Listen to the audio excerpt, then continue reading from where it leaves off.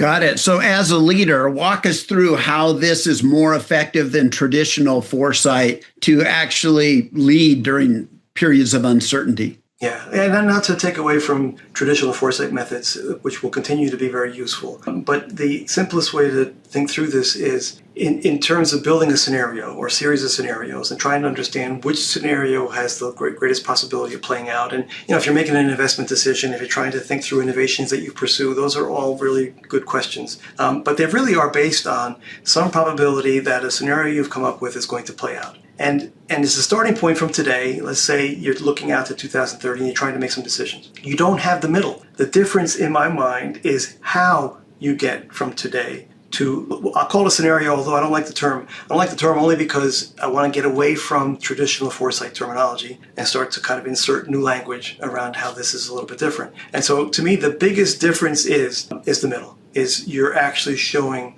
the plausible path from today to, we'll call it a scenario for lack of a better word, but a scenario that, so 2031 looks like this because of how it evolved to that, right? And so again, you have as a leader at least context. I can see how this pathway could be very plausible. I'm not giving you a prediction, I'm not giving you a probability, but that's a very plausible set of forces that I can see playing out. And so you start to make some choices, again, that decision space. And it's not just one pathway. A chain is made up of hundreds of pathways, right? So we've built learning possibility chains and energy possibility chains. I just built a big AI possibility chain.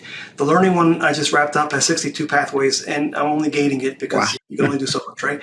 And if you look at the possibility chain around learning, it's very clear. For example, we're building videos that tell impactful stories about these pathways. And so I just finished a couple. So a pathway where a student is in a classroom and AI and other mechanisms are guiding that student to where the lesson is supposed to be, but ignoring the fact that that student is really struggling understanding that lesson. But it's taking you there anyway, right? So how does a teacher insert judgment into that process that's forming in a way that helps that student, because the system, which is absorbing the coordination burden, is forcing that student through? Right? So now you look at the forces in that pathway, it's highly plausible. That's where we're going, right? And so what forces evolve to help that student and that teacher in that scenario, in that view of 2031? That's exactly how these things play out. And again, if it's not plausible, if the forces we create in a possibility chain have anybody kind of shaking their head, this is science fiction, it's never going to work.